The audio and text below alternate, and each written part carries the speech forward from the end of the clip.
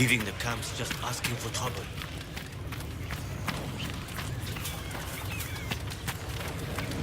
Don't look for trouble.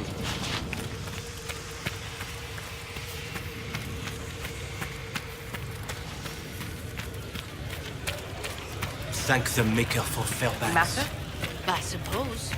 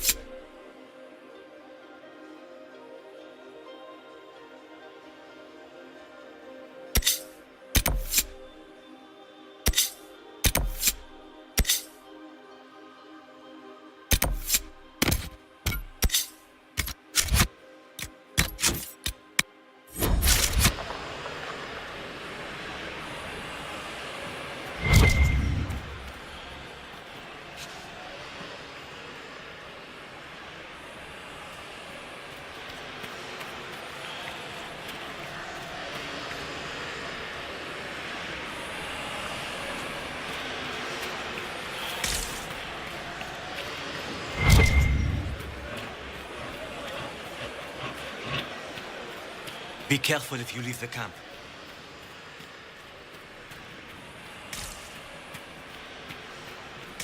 Keep your hands and weapons to yourself.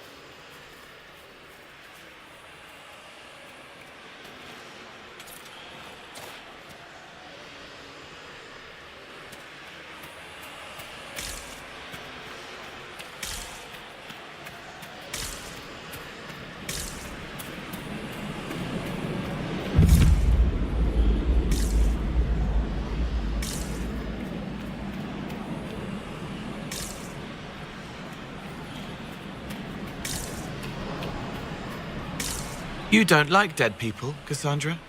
Was that a question? Am I supposed to? The ones in the dark city, wrapped in cloths that smell like sunflowers. You hated the singing. Ah, the Grand Necropolis. Yes, I never saw the point. Maybe dead people like the singing. I would rather not think about that.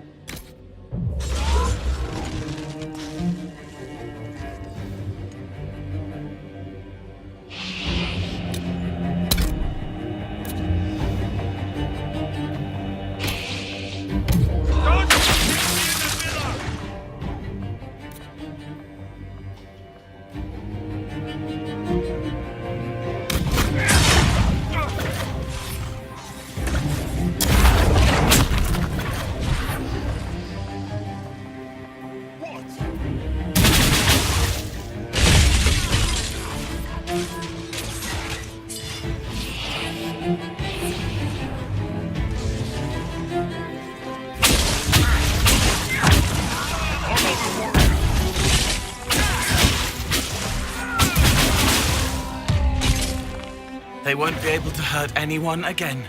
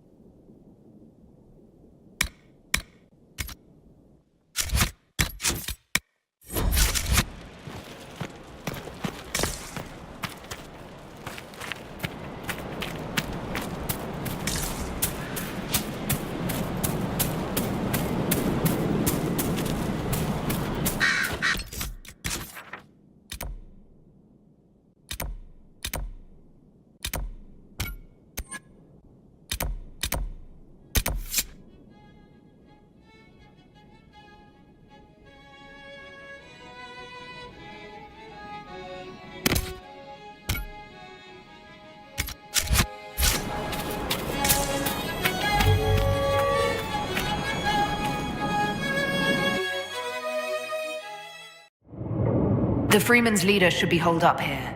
This place has seen better days. These men are thugs. What do you expect?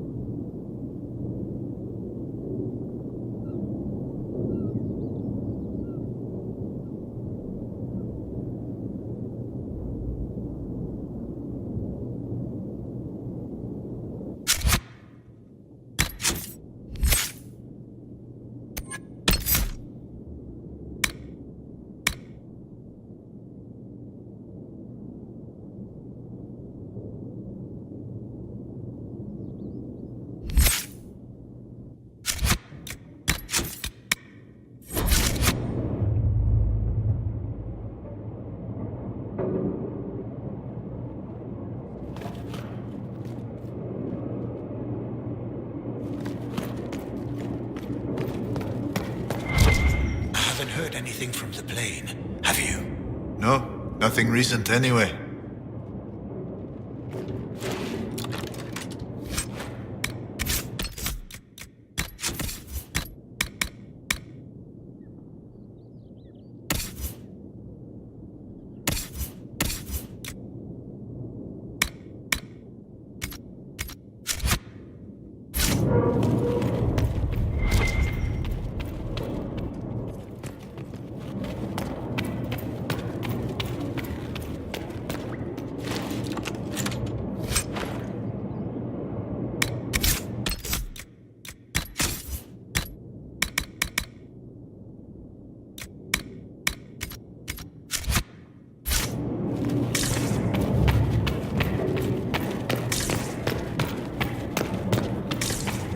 When did they arrive? A few hours ago. He's talking with them now.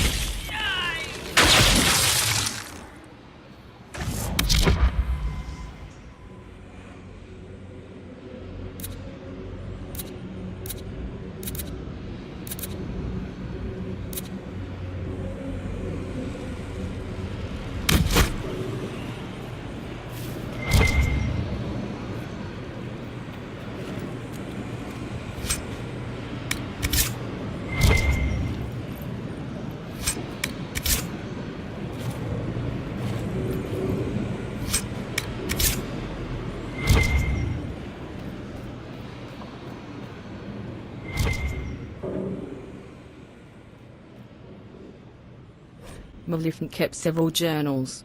This one spent the time Maleficent spent as a sergeant in the Imperial Army. I see Lawrence's death in my mind all the time. The man who killed her, one of the usurper's soldiers, was familiar. I wouldn't be surprised if I once shared a drink with him. Isn't that how it is now? Brother against brother. The priests tell me to remember Lawrence's life, not her death. So I try to recall years past, the countless times she saved me. The day we first met, when I was a young recruit who almost pissed himself at her barked orders. Because of her, I learned discipline and control. She instilled in me pride in what we did. She taught me how to use a sword. More importantly, she taught me how to keep it sheathed. She was fearless, strong, regal, and she was cut down like a common peasant by someone we may have once known. Will anyone remember her? Will Celine? Some pages later. There is a new soldier in our battalion, Gordian. He's an odd fellow, with an accent I can't place. Like he'd spent time in the marches. It doesn't matter, in the end. He's been a comfort, listening to me talk about those who died. He also lost friends in Celine's war. And he's tired, like we are. He said a very wise thing: there is no war without soldiers.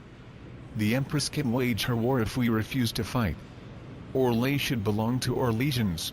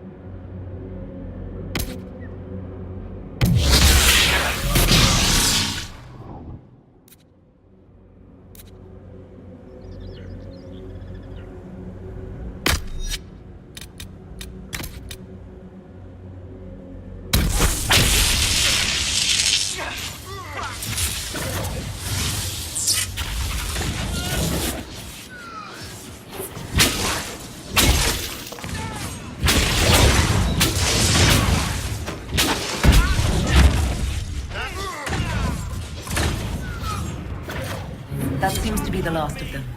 I'm guessing that was the man in charge. We've struck a blow against the Freeman. From what we've heard, I'm not sorry to see him go.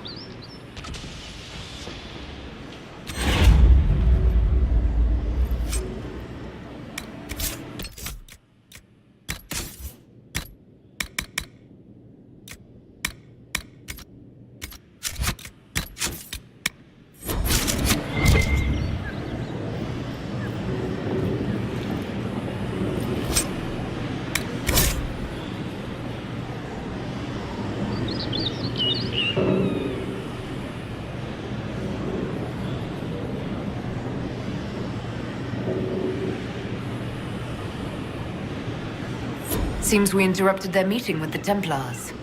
They wanted something. It's still here.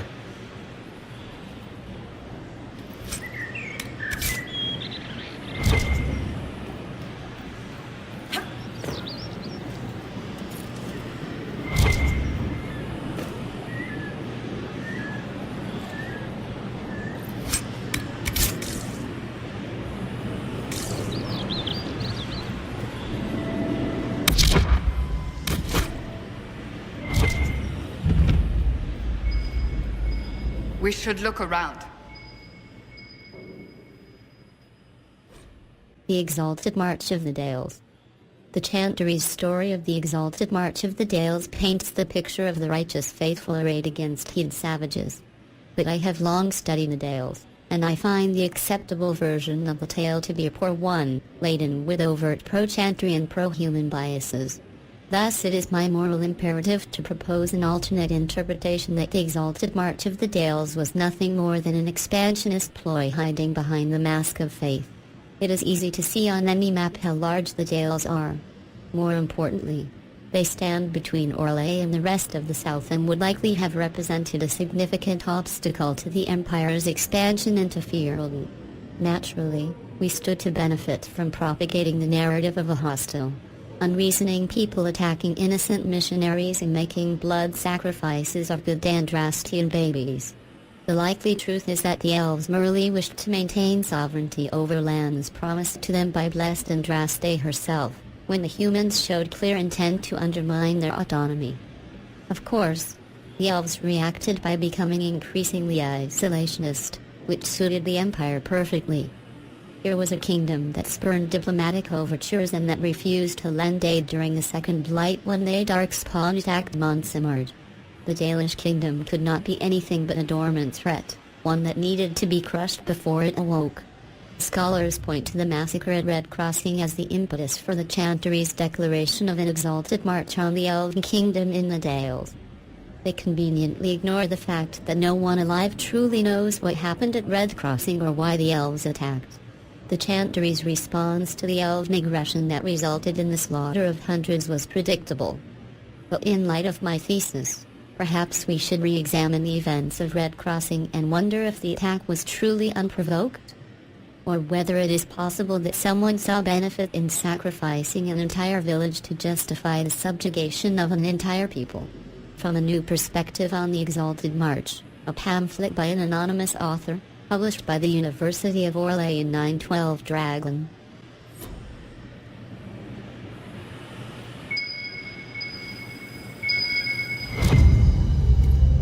Part of a key. There's a rune inscribed on it. Or part of one.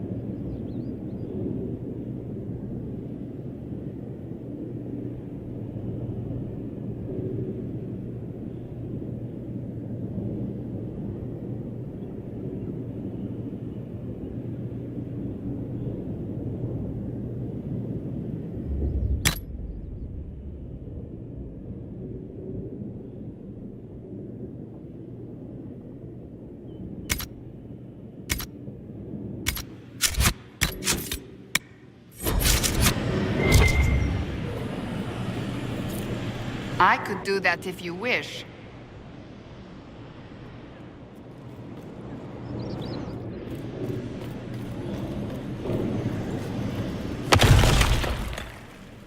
Red lyrium.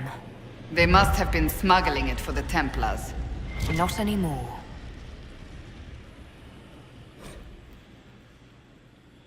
Maleficent kept several journals. This one details the founding of the Freemen of the Dales. August and I have established outposts in the Emerald Graves. We are spreading the word to both armies. I'm sick of good Orlesian men and women dying for someone else's cause. It ends now. Orlais should belong to us, the people who defend her borders, who till her fields. If we're to fight and kill for something, let it be that. Several pages later. Templars approached us. They are not the order I knew, but they have offered weapons and gold if we help bring their supplies through the Emerald Graves. If we are to free the Dales from the grasp of the nobility, we need what they have to offer. It's a deal with the demon, but our cause is worthwhile.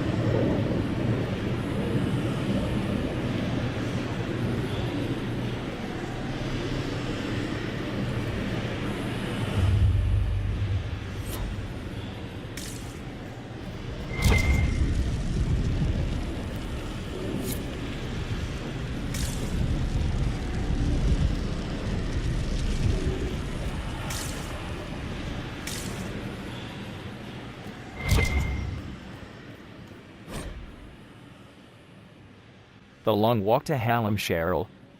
Only 65 of our group made it to Hallam-Sherrill. Some gave up. Some sickened, especially the little ones. Bandits stalked us. My mother, forgive me, I had to steal food. The child fought me for extra scraps of bread. A few days later, I carried her 4 miles after her legs gave out. She died shivering in my arms. I used to have a master, a mage. He fed me well, never beat me, even taught me how to read so I could do his accounts. But if he had a theory or a spell he wanted to test out, he'd get out his daggers, have the other servants tie me to a post, and carve furrows into my skin. I was so afraid. Every time, I was sure I would die. But at worst I'd collapse, get bandaged up, and lay in bed too weak to move for days. The other slaves visited me in secret to survey the damage. I'd heal just enough before he needed blood again. That is why I traveled from Voldorma to the Dales with nothing but rags on my back. That is why there were 105 of us when we set out, all elven. That is why I fell to my knees and wept when we crossed through the gates of my new home, a village for my people.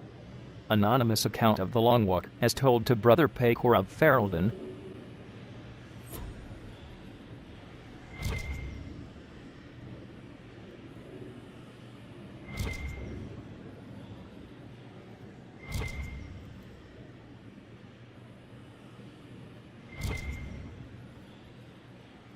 Maleficent kept several journals. This one appears recently written. I don't know what we're doing anymore. Our hearts were pure when we started. I have to wonder if we've lost our way. The Templars are terrifying. When I speak to the Knight Captain, I feel uneasy. There is something unsettling about his eyes and voice. They keep making offers, more shipments to guard, more men to be escorted to their keep. I just, no. No more grousing. I can't let my doubts show. Others take their cue from me. They must stay strong. It's just for a little while longer, then we'll get what we want. We'll be free.